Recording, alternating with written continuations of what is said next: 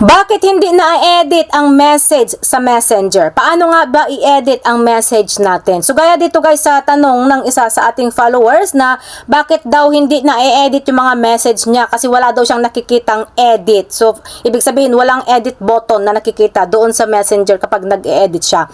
So eto guys yung mga dahilan kung bakit hindi na-edit yung mga message natin sa Messenger or kung bakit nawawala yung edit button doon sa ating message. So kapag po kasi guys lumagpas na sa 15 minutes yung message natin, hindi mo na talaga ma-edit pa. Dahil pinapayagan lang po tayo guys ni Messenger mag-edit ng message natin sa loob ng 15 minutes pagkatapos nating isend yung message natin. Pero kung bago pa lang yung message mo tapos wala ka pa rin makitang edit button, kailangan mo na sigurong i-update ang iyong Messenger app. Pumunta ka lang sa Google Play Store or kaya doon sa Apple App Store at i-update mo doon yung Messenger app mo sa new version.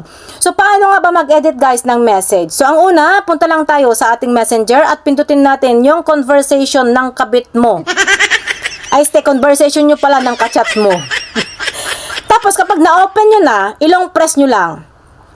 And then, pindutin natin itong tatlong line. Ayan. So dito guys, makikita na natin itong edit. Yan, pindutin natin yung edit. So ganyan na siya. Pindutin nyo lang yung message nyo guys para i-edit nyo na yung message nyo. Baka kasi natawag nyo siyang honey, ang tawagan nyo pala is sweetheart. So i-edit nyo siya guys, palitan nyo siya. So kapag okay na, pindutin na natin itong check. At ayan na siya guys, na-edit na siya. At may makikita ka na rin dito na edited. Paalala lang guys ha, na kahit in-edit mo yung message mo, makikita pa rin naman yung old video. Kapag pinindot nila yung salitang edited, magpapakita pa rin yung unang message mo pala, nung video.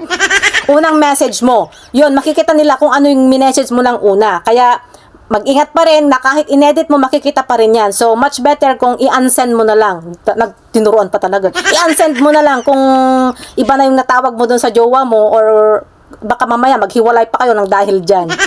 So, ganun lang guys. Sana may natutunan kayo sa video na ito. Thank you for watching.